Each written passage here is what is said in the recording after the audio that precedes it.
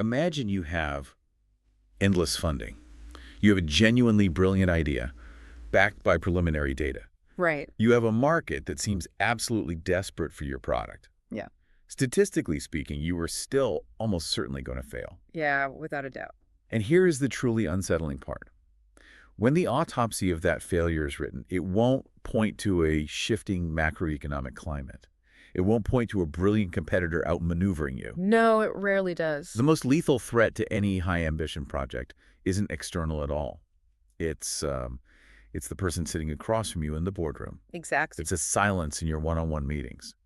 It is the invisible internal fractures that pull an organization apart from the inside out. Well, that is the ultimate illusion of the siege narrative, isn't it? Yeah. When a massive venture collapses, the architects of that failure, they desperately want to believe the walls were battered down from the outside by this overwhelming, uncontrollable force. Because it's a comforting fiction.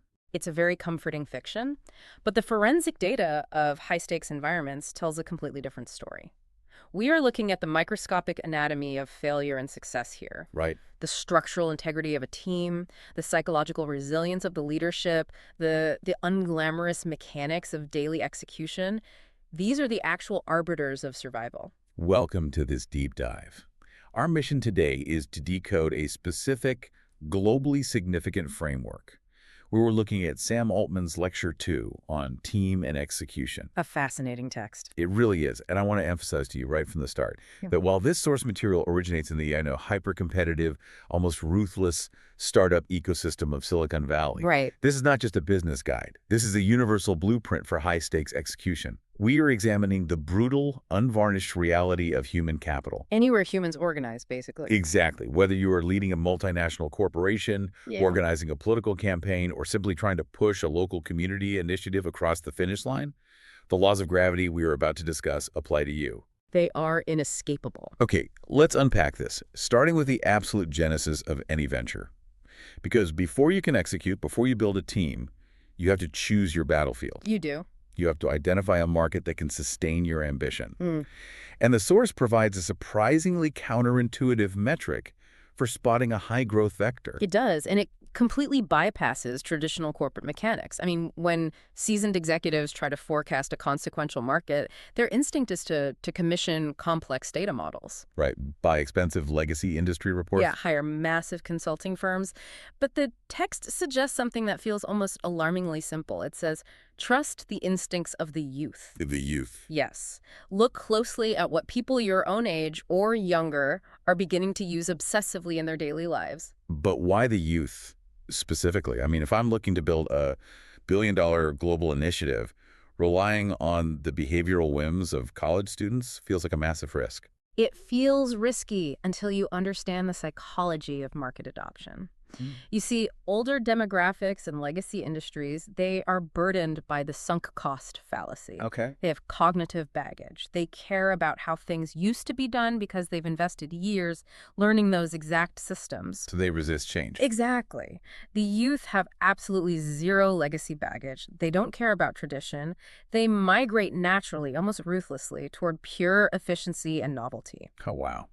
So if you observe 20-year-olds adopting a new communication tool or a novel financial mechanism, you aren't just looking at a trend, you are looking at a leading indicator of where the friction in a system has been eliminated. You are watching the water find the cracks in the pavement. Precisely.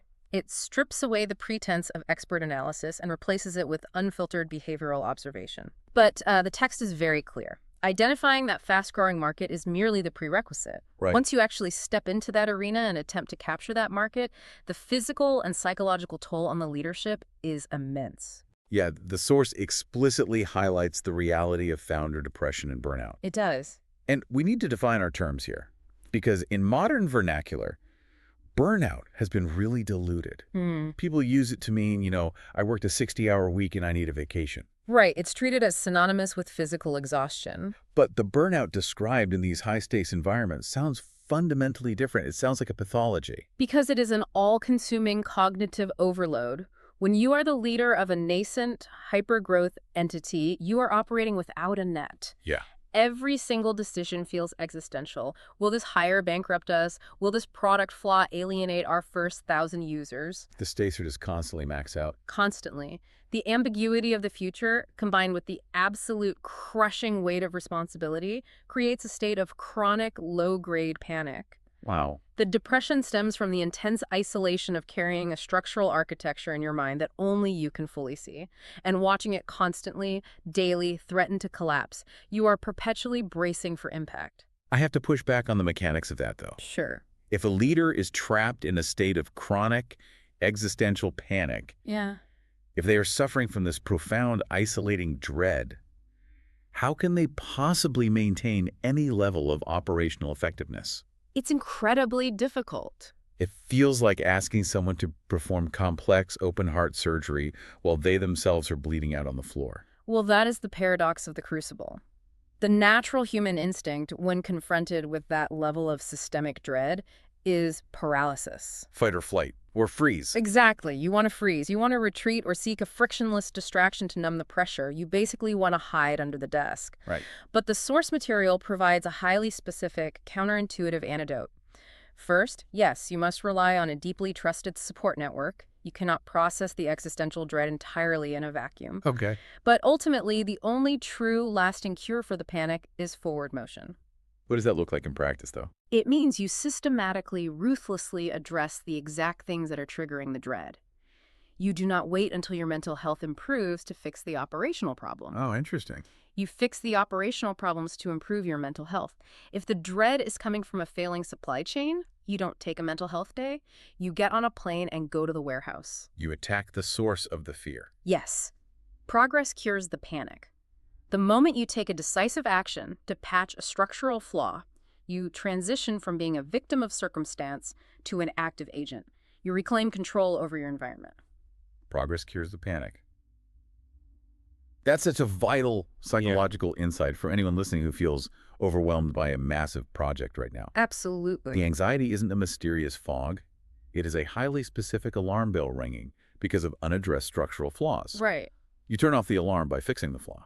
Huh. But speaking of the most lethal structural flaws, the source provides a statistic that completely rewrites the risk profile of a new venture. It really does. We assume startups die because they run out of money or the product fails.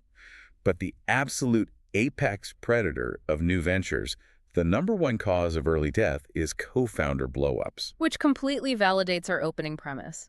The market isn't the assassin, it's the person sitting at the desk next to you. Right. Because the leader is experiencing that isolated, low-grade panic we just discussed, the only immediate pressure release valve is their partner. Yeah, they're in the trenches together. Exactly. So if there is fundamental misalignment, resentment, or a lack of absolute trust, that pressure valve violently explodes. The tension brewing among the core leadership is a fatal pathogen. It just affects everything. It does. This is why the selection of a co-founder or a primary lieutenant in any organization is the highest stakes decision a leader will ever execute. And the source material offers an incredibly vivid, almost cinematic archetype for what you should be looking for in that partner. Yeah, it states, without irony, that the ideal co-founder behaves like James Bond. Which sounds almost absurd, right? To bring pop culture into a rigorous discussion of organizational behavior. It does sound absurd at first, but when you dissect the analogy, it is brilliant because of what it excludes. Okay, unpack that. Think about the character of James Bond. The text points out that you need someone who is unflappable, tough, decisive, and creative. Now, what is glaringly absent from that list? Domain expertise. Technical mastery. Precisely. When most people recruit a partner or a co-founder, they index heavily on technical skills. Right, they want the best coder or the best lawyer. Exactly. They want the person who wrote the definitive paper on machine learning, or the lawyer who knows international trade law backward and forward. But the James Bond archetype argues that domain expertise is secondary to crisis management. Interesting. Bond is almost never the smartest scientist in the room. He doesn't know how to build the orbital laser. He couldn't tell you the chemical composition of the explosive under his feet. Right, he's just trying to survive it. But when he is strapped to the table and the laser is 3 inches from his chest, he doesn't freeze. He notices the loose rivet in his watch strap, calculates the angle of reflection, breaks his thumb to slip the cuff, and executes a flawless escape. So to ground this in a real-world scenario, let's say it's 3:00 a.m., the night before your massive global product launch. Okay. And the main servers completely crash. Yeah. A domain expert might panic because the crash falls outside the parameters of the expected code. Yes. They might spend 4 hours trying to elegantly rewrite the architecture while the launch window closes. Yes. But the James Bond co-founder doesn't care about the elegance of the code. Not at all. They are unflappable. They immediately start working the problem. They call a former colleague at a hosting company, physically route the traffic through a backup server in another country, draft a holding statement for the press, and keep the team breathing. They are ready for absolutely anything. Basically, you aren't partnering with someone for when the business plan goes perfectly. Yeah. You are partnering with them for when the plan entirely disintegrates. When the primary investor backs out, the press is circling, and the product is on fire. You need the person who thrives in the chaos. Right. And because the stakes of this specific relationship are so astronomically high, the source issues a severe warning. You cannot recruit James Bond off a resume, and you cannot find them at a weekend networking event. You have to actually know them. You need to have known this person for years before jumping into a venture with them. Which flies in the face of the modern illusion of rapid team building. Yeah. I mean, we live in this era of algorithmic matching and founder speed dating. We do. People meet at a conference on a Friday and decide to launch a company together by Monday. And the text explicitly warns against that exact behavior. To trust someone in a high-stakes crisis, you must have a longitudinal data set on their behavior. You need a baseline. Exactly. You need to know how they act when they are severely exhausted. You need to know how they process fear. You need to know if they deflect blame when they are objectively wrong. And you can't fake that in an interview. You can't. You can only acquire that behavioral data through years of shared history and observed friction. If you skip that step, you are planting a time bomb in the foundation of your organization. So, once you've secured that core partnership, you begin to scale. Yeah. You bring on early hires. And this is where we hit one of the most deeply painful realities of management. Yes. The agony of firing. So Source points out a consistent, almost universal failure among first-time CEOs and leaders. They fail to conduct regular one-on-ones, they fail to deliver clear, unambiguous feedback, and they delay firing underperforming people until the company gets severely burned. It is a profound organizational failure, but it is rooted in basic human empathy, which is what makes it so incredibly difficult to override. Sure. Nobody wants to be the executioner of someone else's livelihood. Exactly. The text acknowledges this, stating flatly that firing people is one of the absolute worst parts of running any organization. It is emotionally agonizing. And because of that agony, leaders invent elaborate, sophisticated rationalizations to delay the act. They tell themselves the employee just needs a little more time to adjust, or that the onboarding training was inadequate. Or that letting someone go will irreparably damage the team's culture. Right. They use culture as an excuse to avoid the hard decision. Well, let me play devil's advocate here, because I think a lot of listeners will share this instinct. Okay. If you are ruthlessly firing people fast, if you are cutting them loose, the exact moment you sense incompetence, doesn't that fundamentally destroy psychological safety within your company? It seems like it would. Doesn't it create a culture of absolute terror? It feels like you are asking your team to innovate while standing on a trapdoor. One wrong move, one failed experiment, and the lever gets pulled. How does anyone do creative, ambitious work in an environment of constant fear? That is the standard intuitive objection, but the source material directly corrects this misconception, and it requires a shift in how we view team dynamics. Firing fast does not create a culture of fear among your best people. It actually makes your top-tier employees feel deeply, profoundly secure. Wait, really? Secure? Yes, but to understand the mechanics of this, we have to distinguish between a normal mistake and a systemic failure.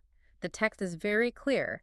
In a high-ambition environment, everyone will screw up. Right. When a team member makes an honest mistake, perhaps they took a highly calculated risk on a marketing campaign that failed, or they missed a subtle nuance in a new engineering process. Leadership must be, in the words of the source, very loving. So grace for the mistake. You treat it as a learning opportunity. Precisely. You rally around them, you absorb it as a collective failure, and you extract the data from the error. But a systemic failure is entirely different. How so? A systemic failure is when an individual is getting every decision wrong.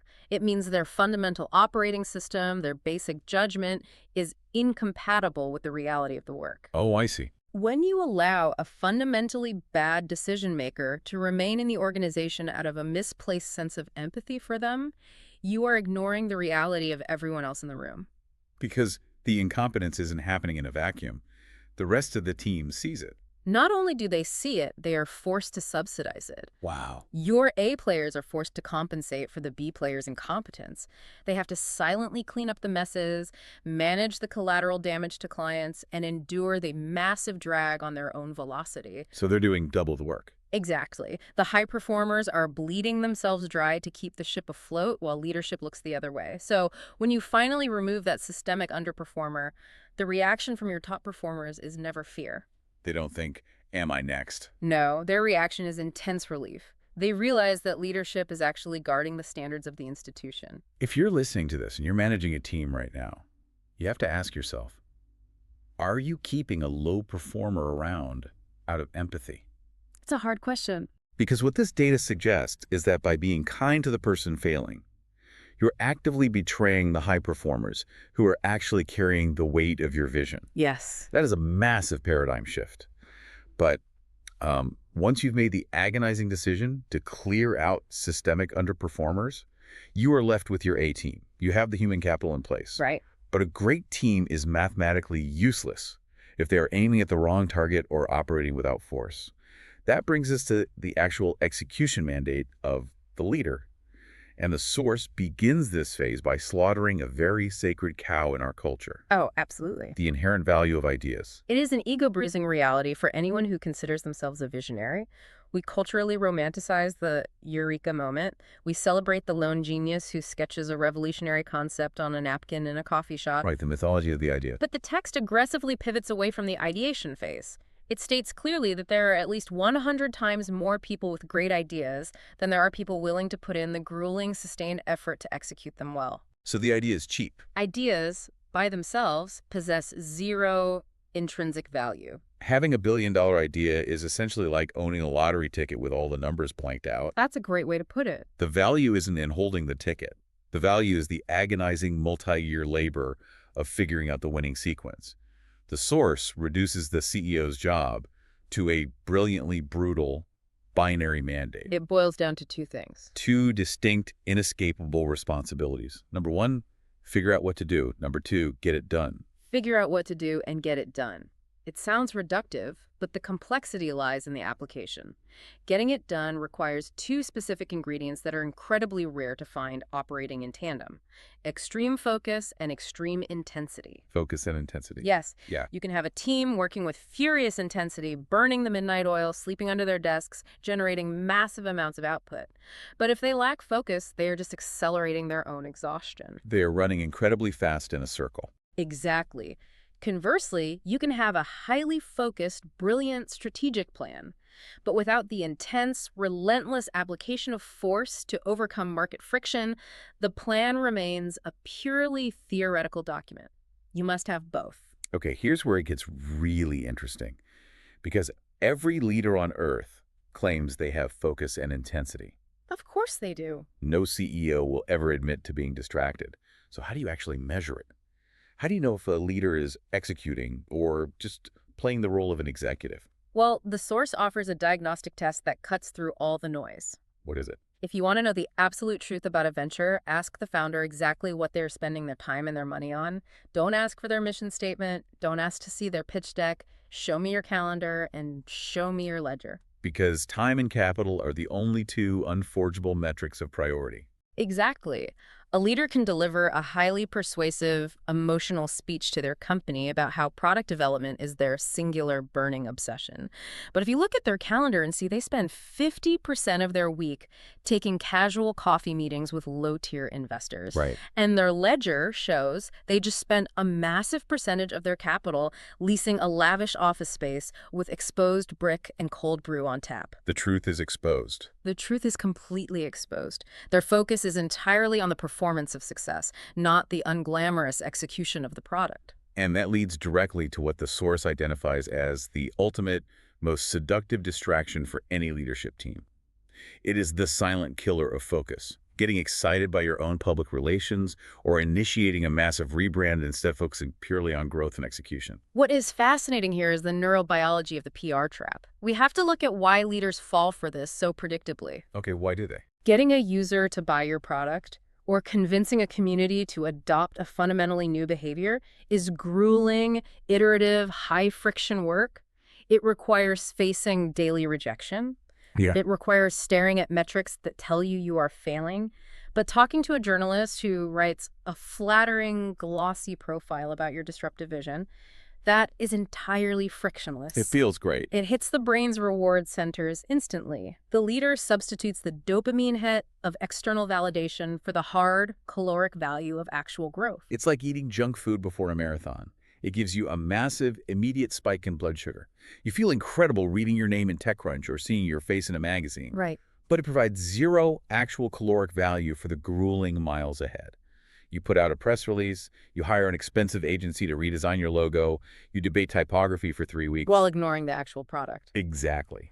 Your family thinks you are wildly successful because they saw your name in print, but you haven't actually improved the product. You are agonizing over font choices while your user attention metrics are bleeding out. It's a fatal error. And the source warns that in a year, you will have absolutely nothing to show for it but old articles. You won't be cool anymore. You will just be a cautionary tale. The text explicitly warns that you must be extremely suspicious of any conversation within your company that begins with, "We aren't focused on growth right now because we are doing a rebrand." That's a huge red flag. That phrase is almost always a prelude to an organizational disaster.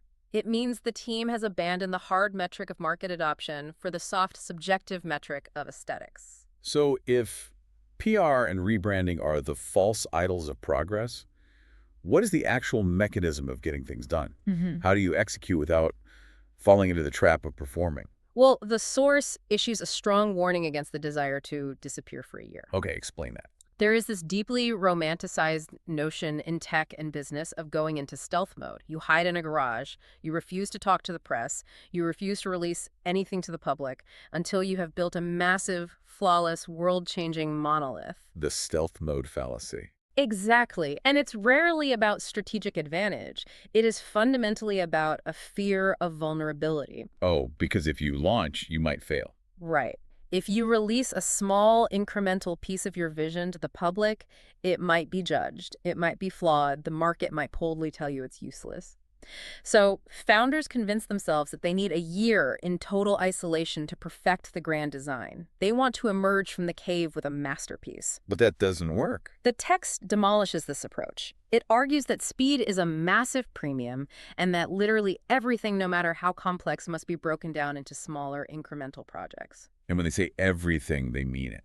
The source specifically mentions a synthetic biology company. Yes. Now, to ground this, we are talking about manipulating the genetic code of living organisms. You would think if anyone gets a pass to disappear into a lab for 3 years to ensure they don't accidentally create an ecological disaster, it's the team engineering synthetic life forms. But the rule still applies. It does. And understanding how a hard science company achieves this reveals the core principle of agile execution.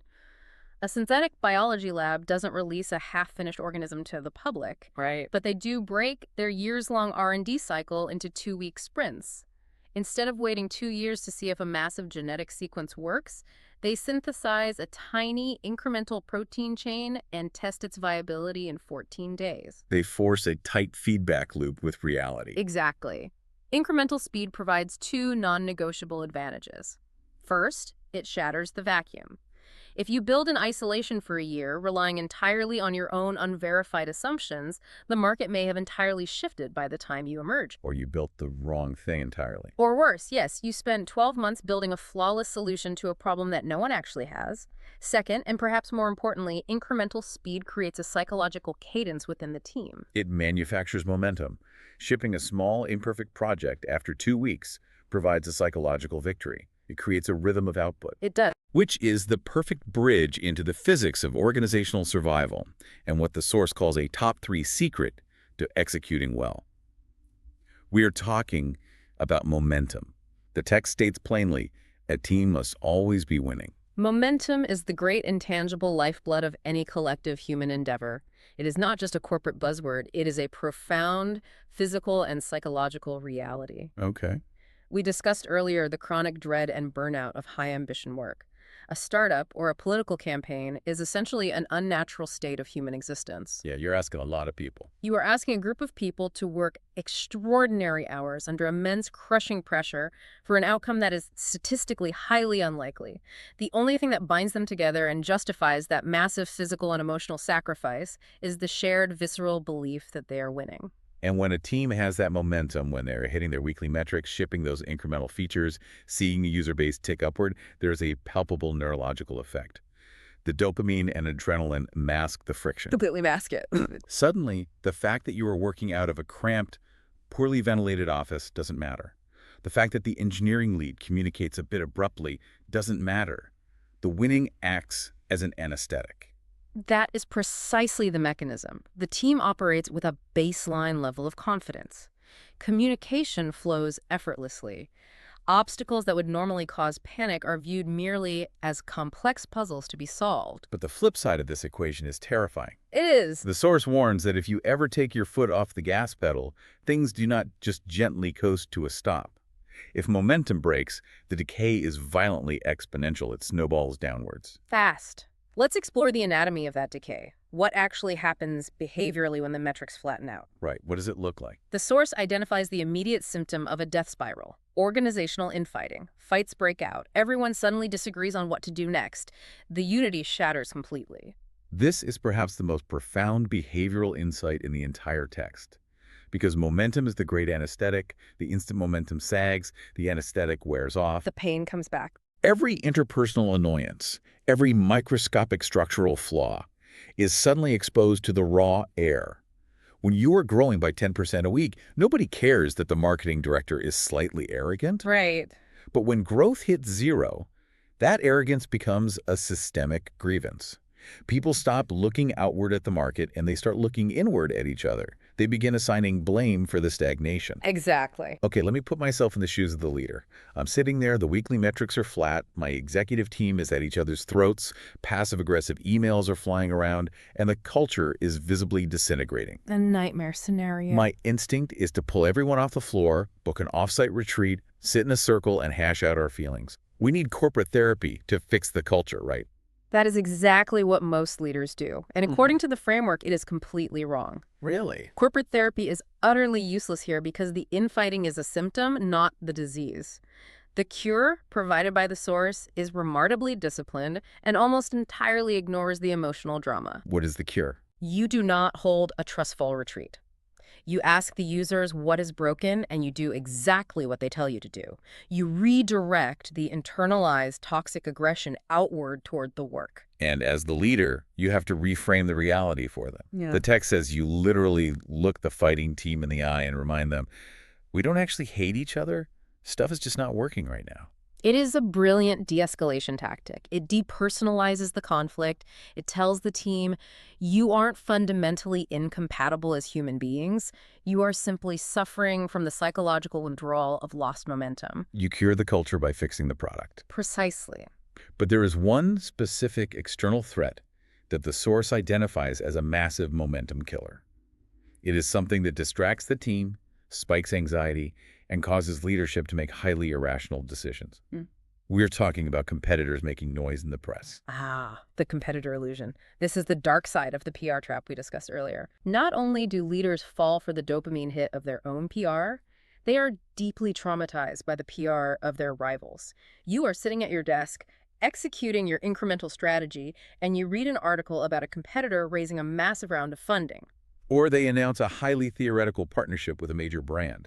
Exactly. Instantly, a shockwave of panic ripples through your organization. It triggers that loss of the internal locus of control. The team loses focus. They want to drop the painstakingly researched product roadmap and desperately pivot just to match the competitor's press release. Which is why the expert rule of thumb from the text is absolute, and it requires immense psychological discipline. Do not worry about a competitor at all until they are actually beating you with a real shipped product. Ignore them completely until the product is in the market. Because 99% of competitor noise is just that, theoretical posturing. A press release about a future product feature does not steal your users today. An announcement of a strategic pivot does not alter your baseline unit economics. It's just air. It's entirely air. If you allow your internal momentum to be derailed by an external rival's PR strategy, you are surrendering control of your own company's psychology. You only react to hard reality, a shipped product that is objectively superior and demonstrably taking your market share.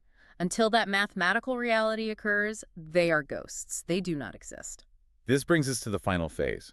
The future trajectory and the systems of accountability that arise as a venture actually manages to survive. Because eventually you do grow up. Right. If you maintain that momentum, if you survive the agony of firing and the co-founder blowups, and if you execute with incremental speed, eventually the architecture of the organization has to mature. You move beyond the garage. You introduce external structures. Yes. And the most prominent of these, the one that signals the transition into a massive entity, is the board. Have a board, because there is a lot of corporate mythology here. There's a ton of mythology. We tend to imagine a board as a council of elders sitting around a mahogany table, dispensing brilliant, visionary, strategic wisdom that saves the company at the 11th hour. The source demystifies that mythology entirely, and it is a necessary reality check for any leader scaling an organization. It states very clearly that boards rarely add actual value to daily or even quarterly business strategy. Rare to add value. Yeah, and if you think about the mechanics of it, it makes sense. The people sitting on your board, no matter how distinguished their resumes or how many unicorns they have scaled, they are not in the trenches with you. Right. They do not understand the micro fluctuations of your user base, they cannot write the code, they cannot close the enterprise sales, and they do not feel the daily friction. Wait. But if you have seasoned veterans who have successfully navigated these waters 10 times over sitting at your table, how can you afford not to use their strategic advice? Surely they see icebergs that the CEO misses. They can certainly offer macro-level warnings, yes. But relying on a board for operational strategic direction is a fatal abdication of the CEO's role. If the board knows better than the CEO what the company should do next, you have the wrong CEO. That's a fair point. So, if they aren't there to give you brilliant strategy, what is their actual utility? Why surrender equity and control to them? Their true power, according to the framework, is acting as a forcing function. A forcing function. Explain the mechanics of that. A board exists to enforce cadence and inescapable accountability. When you are operating in the chaos of hypergrowth or fighting the fires of a failing product, it is incredibly easy for the executive team to lose track of the macro metrics. You get lost in the weeds. You get totally lost in the weeds. A board forces the CEO and the leadership team to step out of the daily friction, and prepare a rigorous, objectively honest accounting of the company's health. So the value isn't the meeting itself. The value is the psychological pressure of preparing for the meeting. Exactly. You have to compile the metrics. You have to articulate the milestones you missed. You have to logically defend your resource allocation to an external entity that cannot be swayed by internal office politics. Right, they just want the numbers. You don't prepare for a board meeting hoping to get their advice on a product feature. You prepare for a board meeting because the sheer terror and discipline of that preparation forces you to confront the mathematical reality of your own business. They make the company care about the math. So what does this all mean for you? As we synthesize this entire analytical journey, we have to look at how these mechanics apply to your reality. Absolutely. Whether you, the listener, are managing a massive corporate project within a sprawling Fortune 500 company, leading a nimble community action team, or analyzing global affairs and international treaties, the bedrock principles do not change. The human element remains the same. The mechanics of momentum. The absolute necessity of continuous incremental progress to prevent organizational decay apply everywhere.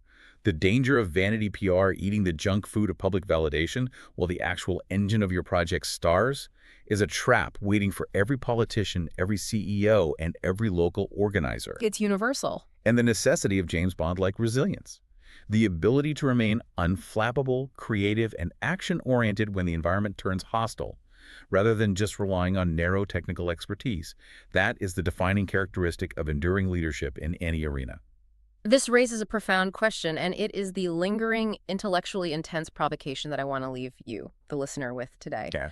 We have examined the source's assertion that momentum is the great anesthetic. We've established, based on the behavioral data, that when momentum sags, people fight, and when momentum is strong, all interpersonal flaws and toxic traits are masked. Right. If momentum single-handedly stops team infighting, and if the sheer act of winning cures all organizational ailments, is company culture actually a real standalone phenomenon? Oh, wow.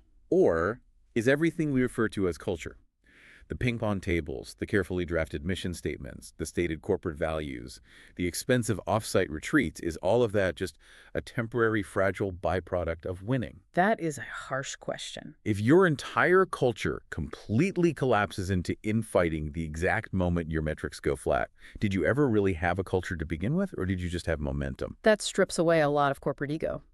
If winning is the only culture that actually matters, it fundamentally changes how we evaluate the stability of every organization on Earth. Keep an eye on the internal integrity of whatever you are building, because the silent fractures are always the ones that take you down.